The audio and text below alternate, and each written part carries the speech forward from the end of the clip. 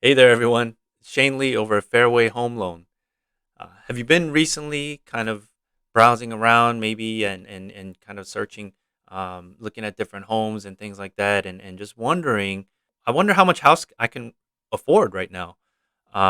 Given my situation, and it's a question that I asked for myself.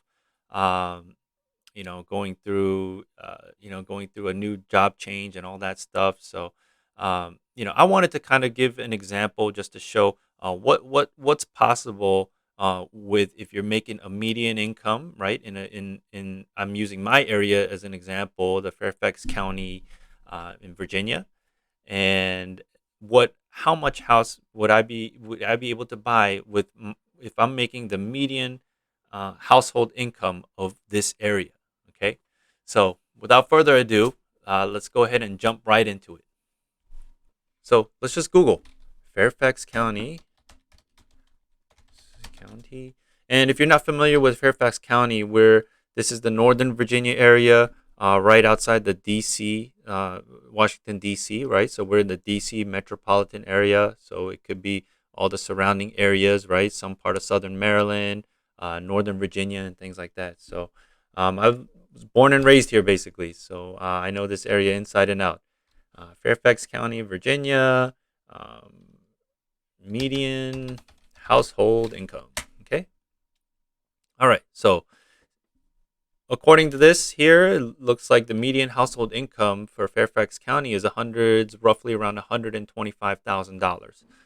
That seems very realistic, right? So let's say you're a young married couple, maybe you have one kid, or and you're both working, right? So it's very easy for this to be like a dual income household where this is a very realistic number. Okay. All right. So making 125K a year, what kind of home can I at least afford the median home value, right? The property value for the area that I live in, right? In Fairfax County. So let's just see what's the average home value for Fairfax County. Median property value. Okay. So as you can see here, you're looking at the median sale price was around $600,000.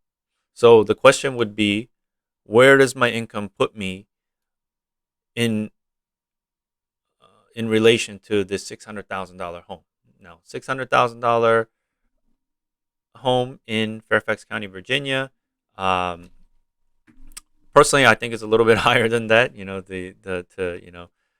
To get something kind of decent around here. Home values are obviously very expensive in this area, but we'll just use this as a benchmark here. Or let me kind of lay the like a just a quick backstory. So let's say this couple here, they have one kid. They're currently renting, paying about $2,400 a month, and they maybe have like two cars, right? One of them's paid off. One of them they're maybe making installments or lease payments for, uh, let's say, like $450 a month, and they have a few credit cards, and they have uh, minimal down payment. So, well, we want to know what is the minimal down and what's going to be the monthly payment and how affordable that is going to be for them. And to illustrate this, we're going to go to our mortgage coach total cost analysis. So as you can see here, what this is going to do is going to break down for us here uh, what they're currently doing now, which is renting $2,400 a month, and three different purchase options with the minimal down payments, right? So your first option would be an FHA loan. Second would be a conventional loan with 3% down, which is only for first time home buyers. If you're not a first time home buyer, and what I mean by first time home buyer is if your name has been off of a title, right? So if you had a house in the past and and you don't have it under your name for at least 3 years, you can be considered a first time home buyer, and you can qualify. They'll allow you to put 3% down on a conventional loan. Otherwise, you're looking at 5% down. Okay, on if you want to do a conventional. So scenario number one is you got your FHA loan, right? An FHA loan A lot of times people confuse this for like a first-time home buyer program, but it's a government loan. Anybody can do it, and there's pros and cons. So let's go over some of the pros of doing an FHA loan. So obviously, the most attractive part of it is it allows you to put a low down payment of a 3.5%, and typically it's going to have a lower interest rate, maybe around a 0.5% lower interest rate versus a conventional loan. Okay. Also, there's a little bit more leniency on an FHA loan, whereas, for example, like if your credit's not stellar and you don't qualify for a conventional loan, FHA will allow you to go as low as 580 credit and get approved. Also, if your debt ratio is you're not able to qualify through a conventional loan because your debt ratio is too high, right? Your expenses, your liabilities are too much in relation to your monthly income, and you get rejected for a conventional loan. The FHA loan, you can go a little bit higher, and you may be able to qualify for an FHA loan through that as well. Now, what are some of the cons to an FHA loan? So you have an upfront mortgage insurance premium. And what that is regardless of what credit score you have, it doesn't matter. This is a set amount. It's additional upfront premium that you pay. What's nice about it though is that you can finance this amount. Okay, you could add it to your loan instead of coming up with that at the closing. So that's the nice part about it. But conventional loans are not going to have any kind of or upfront premiums and things like that. Uh, Number two would be your mortgage insurance. So, a mortgage insurance on a FHA loan, again, regardless of your credit, is going to be a set amount depending on how much you borrow. And the monthly mortgage insurance premium is there for the entire life of the loan. And the only way that you're going to be able to get rid of that is through refinancing your loan uh, to a conventional loan. Now, if you look closely here, if you look at your cash to close, right? Your cash to close on putting 3.5% down. This cash to close, this is going to be the 3.5% down plus your total estimated closing cost. Okay, so that's about how much you're going to have to bring to the closing table, and your monthly payment is going to be right around $3,300. Okay, versus if you do 3% down conventional, you're going to be at roughly about $40 higher. And why is that? It's because of that difference in the FHA loan interest rate versus the conventional. So uh, even though you don't pay an upfront mortgage insurance and your down payment is lower, uh, about by 0.5%, doing a conventional loan, that difference, that half a percentage difference in the interest rate makes it a little bit of higher payment. So in this case here, an FHA loan is more attractive in terms of monthly payment.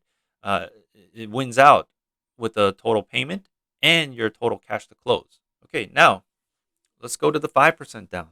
So you're going to have a lower monthly mortgage insurance premium at 5% down, but you're going to have to come up with an extra additional $10,000 to only be about $100 better in payment, right? Overall. So in this scenario here with minimal down, FHA, although it has an upfront mortgage insurance premium and your monthly mortgage insurance is higher, your overall cost in relation to your cash to close and the monthly payment, it looks like the FHA loan, because of the interest rate, wins out.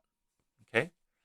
Now, for this payment to work, your debt to income ratio needs to be below 45%. How can we calculate this? Okay, so let's say, okay, we're they're making 125K a year, right? Let's divide that by 12.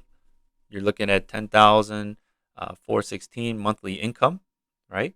And let's go with the 3% down option here, right? So they're all in mortgage payment and everything. Their housing expense, total housing expense is going to be 3382.65. Let's say they have a car payment, right? We talked about a car payment. They're paying about $450 a month, right? And they have two credit cards. each with $50 minimum payment per month. So that's plus 100. Okay, and then they have some student loans and things like that where payments are about another $400 a month. You take this total number and you divide that by their monthly income, right? And here we go. They're right at 41%, 42% debt to income ratio. So they will easily qualify for this monthly payment. Now, listen, I'm not here to tell you that okay, if you're within range of the debt ratio, if within 45% debt to income ratio, then it's okay to go ahead and buy a house. Again, everybody's situation is different. You have financial guys out there that tell you that hey, you don't want to be over 30% debt to income ratio. I'm just telling you what's within the constraints of uh, the loan process that will determine okay if you get approved for this much house or not. That area that I live in Fairfax County, again, is not the is not the cheapest area. So these are things that you know people want to know because it's sometimes it just seems like with the housing prices uh, increasing and getting so expensive here that does it make sense for and I can't move, maybe I have family here and things like that. What can I afford? What's it going to take for me to afford a house in this area? So if you need more information, feel free to email me at slee@facloan.com in the description below, or visit us at Fairway HL for home loan, fairwayhl.com, and we'll be happy to get you more information, help you develop a mortgage strategy that's going to help you build wealth for your future family.